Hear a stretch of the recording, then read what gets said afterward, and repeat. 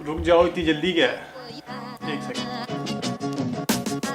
अब सही है। अच्छा, तो बाइक के इंजन स्वैप का चैप्टर ख़त्म हो गया, लेकिन इसकी कहानी क्या है सारी वो तो सुन लो। तो कहानी कुछ ऐसे शुरू होती है कि मैं जाता हूँ उस्ताद जी के पास और उनसे कहता हूँ, उस्ताद जी 1 to 5 है, कैफे रेसर बनाना है पर इंजन छोटा। तो उस्ताद जी ने हमारे हाथ में थमा दिया होंडा सीडे 175। तो ये देख के तो मैं काफ़ी ज़्यादा एक्साइटेड हो गया था, लेकिन मैं कोई भी स्टेप विदाउट रिसर्च नहीं लेता। तो उस वक्त मेरे अंदर का नर्ड जाग चुका था और मैंने हर किस्म के सवाल करना शुरू कर दिए उस्ताद जी से, इंजन से रिलेटेड ही। शायद ये सवाल आपके जहन में भी होंगे, तो इन सवालों के चंद जवाब मिले मुझे, जो कि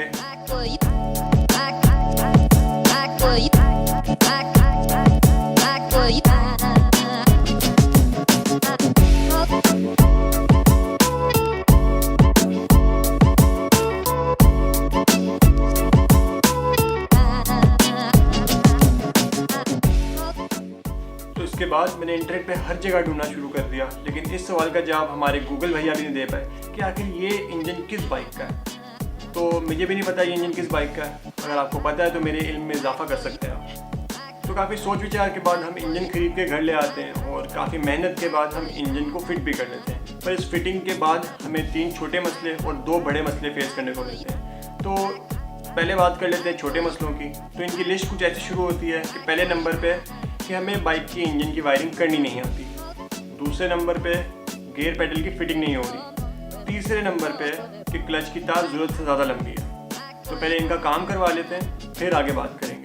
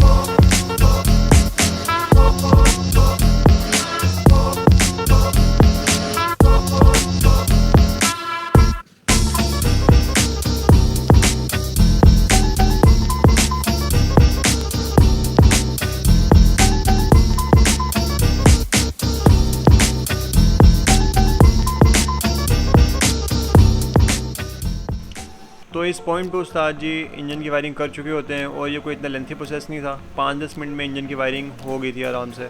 उसके बाद मैं एक पिन लेके आया था जो कि क्लच की तार काट के उसके आगे लग गई थी और इस तरह हमारी क्लच की वायर भी छोटी हो गई थी।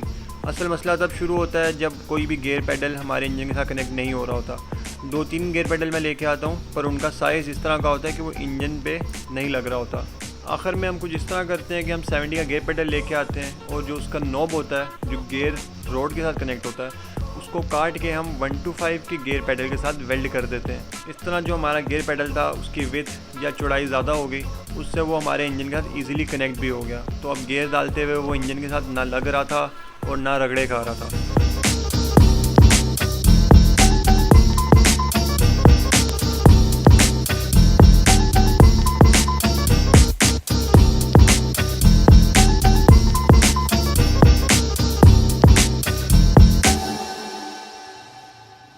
तो अब जबकि हमारे छोटे मसले सॉर्ट आउट हो गए हैं, अब बात करते हैं बड़े मसलों के बारे में। इस लिस्ट में सबसे पहले नंबर पे है एग्जॉस्ट लीक। तो हमारे जो एग्जॉस्ट बैंड है वो इंजन के साथ प्रॉपर्ली कनेक्टेड नहीं है, जिसकी वजह से वहाँ से एयर लीक हो रहा है।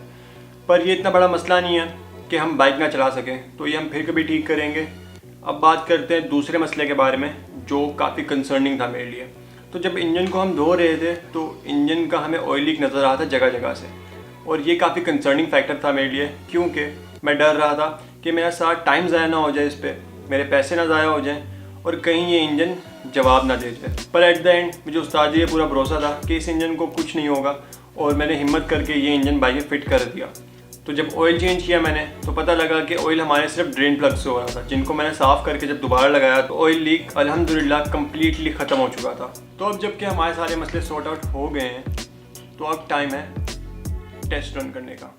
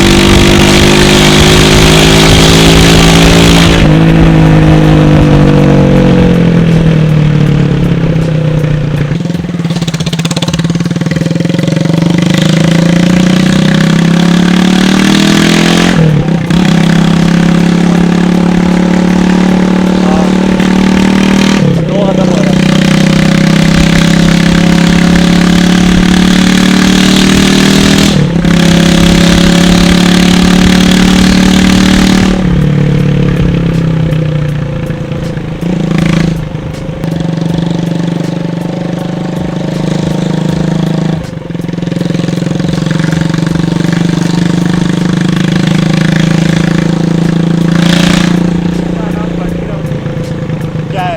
बाल फैमिली पार्क वो सोच रहा हूँ मैं इसको बंद करूँ। वो वहाँ पे रखा है, पहले बड ग्राउंड होता था ये। तो अभी लगा है ना गंदी आता है नाम है जवाजरी पार्क है। अच्छा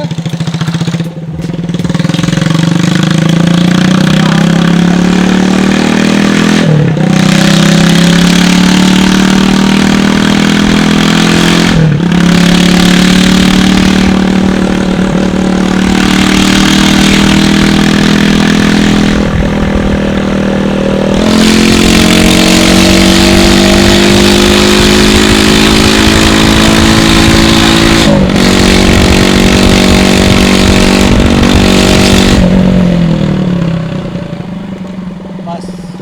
अच्छा, तो मैंने बहुत ज़रूरी डिस्क्लेमर देना था आप लोग को, तो वो ये था कि आप लोग जब अपनी बाइक चलाएं तो प्रॉपर हेलमेट और गियर के साथ पहने, खुली शर्ट्स ना पहने, टाइट शर्ट्स पहने और अपनी ड्राइविंग का थोड़ा ख्याल रखें। अब सीन कुछ ऐसा था, वो सुबह का टाइम था और मैं बहुत जल्दी में गया था, 10-15 मिनट में मैंने बस टेस्ट रन करना था।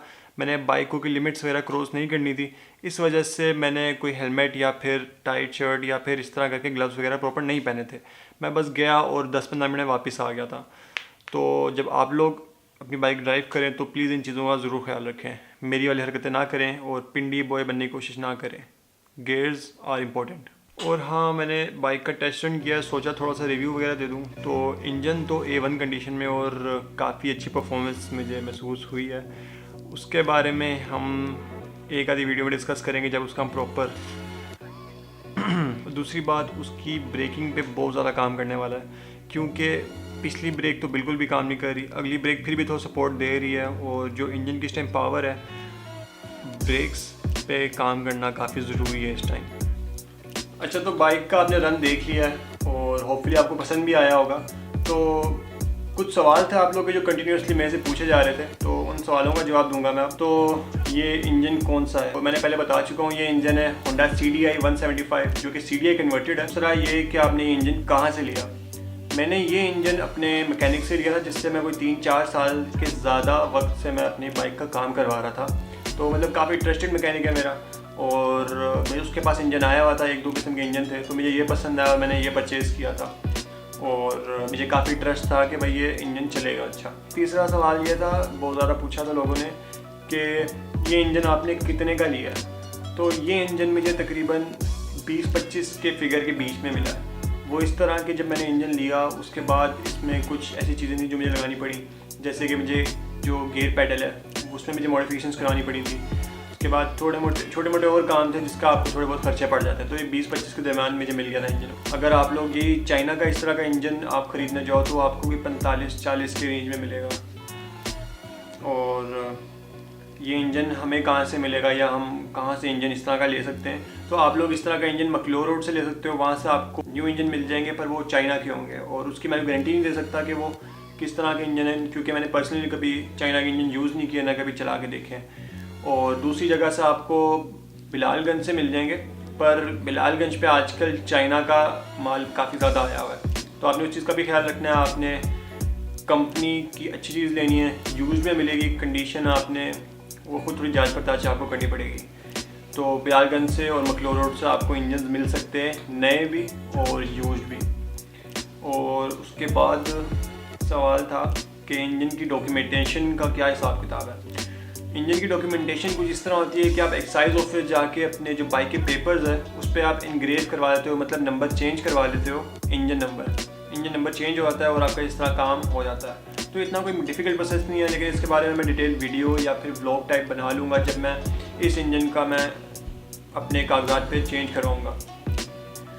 और उसके बाद कि भाई ये प्रोजेक्ट आपका तब ख़त्म होगा जब आप बाइक ख़त्म, पता नहीं क्या लिखा हुआ है, पर समझ मुझे कुछ ऐसा ही आ रहा है कि ये प्रोजेक्ट कब कंप्लीट होगा। तो बात छोटी सी इतनी सी है कि मैं वर्क प्रोसेस को ज़्यादा फोकस कर रहा हूँ और ख़त्म करने को कम फोकस कर रहा हूँ। तो मैं चाहता हूँ कि मेरी बाइक में छोटी छोटी चीज़ें हैं वो परफेक्ट हों और उसमें मैं टाइम ले रहा हूँ, और ऑब्वियसली साथ में मैं डॉक्यूमेंट भी कर रहा हूँ सारा कुछ साथ में आपके लिए। तो ये प्रोसेस थोड़ा लेंथी होने वाला है, ज़रूरी नहीं है मैं ये बोलूँ कि हर एक दिन बाद वीडियो आएगी, पॉसिबल नहीं है ऐसा। पर आपने टेंशन नहीं लेनी, आप ये कर सकते हो, अगर मैं टिकटॉक पे जाके मुझे फॉलो कर सकते हो और मैं इंस्टाग्राम पे कर सकते हो। इंस्टाग्राम पे मैं काफ़ी एक्टिव रहता हूँ, आप इंस्टाग्राम पे जाके मेरे से सवाल पूछ सकते हो और जो कुछ मैं बाइक से रिलेटेड काम कर रहा होता हूँ उसके बारे में मैं टिकटॉक पे और इंस्टा पे कंटेंट डालता रहता हूँ।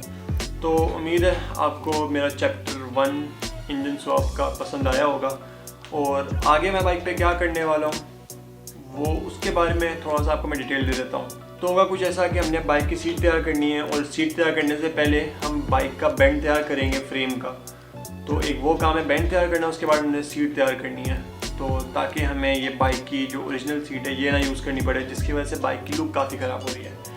तो उम्मीद है आप लोग को एकदम एनर्जी बूस्ट होगी चेक कर एंड में। तो अगर तो आप लोगों को वीडियो पसंद आई है तो प्लीज़ लाइक और सब्सक्राइब, क्योंकि गर्मी में बैठ के बहुत पसीना आ गया मुझे, तो इस मेहनत के लिए इतना तो बनता है। और हाँ, अगर थोड़ा एक्स्ट्रा एक स्टेप भर के सपोर्ट करना है तो जाके आप मुझे इंस्टाग्राम पे और टिकटॉक पे फॉलो कर सकते हो और उधर सवाल पूछ सकते हो और मुझे सपोर्ट भी कर सकते हो अपने प्यारे अल्फाजों में। या जैज़ कैश डोनेशन भेज सकते हैं। बस ठीक है।